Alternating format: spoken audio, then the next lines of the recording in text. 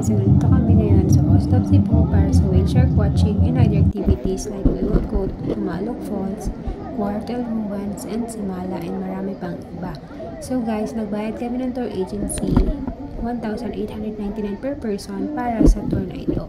So I suggest na magbayad na lang kayo ng tour agency, mura lang din naman, at saka ano na siya guys, susunduin na nila kayo sa hotel or sa kung saan man yung accommodation ninyo, and then ito-drop off sa SM City Cebu.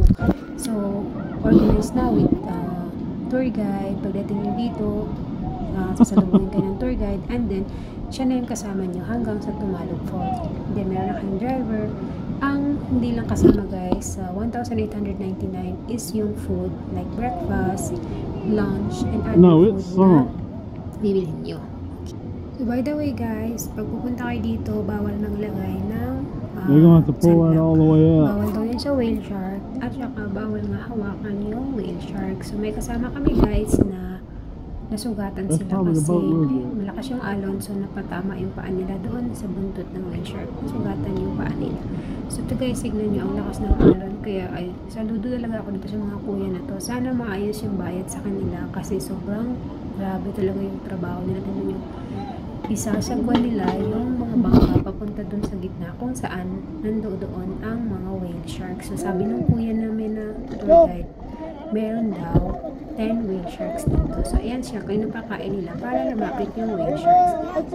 So enjoy guys and watch the rest of the video. Thank you so much. So guys,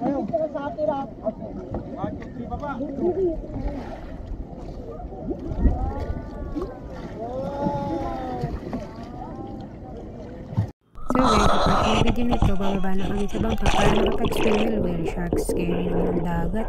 And yan na siya guys, yung whale shark. Wag mo siyang lapitan or else tatamaan ka ng buntot niya at masusugatan ka kasi matalim yung kanyang katawan. So struggle dito guys is real kasi ang lakas ng alon. Kailangan mo kumapit sa bangka para hindi ka madala. So ako naman guys, nakalimutan kong kumapit nung una, kaya napadpad ako dun sa isa pang bangka. Ayan. So kinuha ako nung kuyang boatman para dalhin dito ulit sa bangka namin. So ayan guys, swimming lang yung sharks. Enjoy lang. Pero struggle talaga yung malakas na alon. And ang lakas ng sugaw ng mga tao kapag lumalapit na yung whale shark. Tuwang-tuwa talaga sila na nandiyan na yung whale shark sa tabi ng boat namin. Ayan guys, swimming lang siya sa may malapit. Guys, if you have any questions kung paano pumunta dito sa Coast of Cebu, subscribe lang or comment dyan sa comment box. Enjoy guys!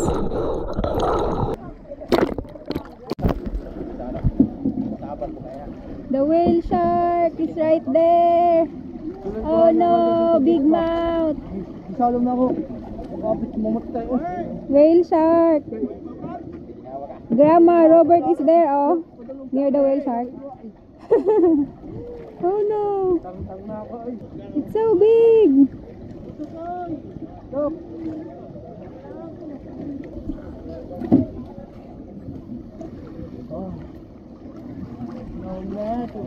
Ayan na siya, ang laki niya. Oh my gosh. Ang laki. Oh. Oh no. Oh no. Swim away a little. Oh no. Oh. Careful. Ayan na siya.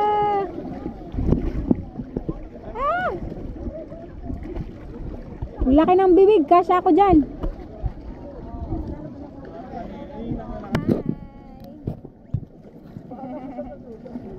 We just saw a bunch of whale sharks. Yeah. Big mouths. Then we're going back now to the shore. Look at the waves, so big. Oh my gosh.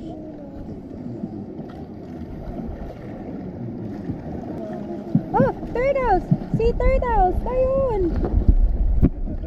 Ayun siya! Ang cute!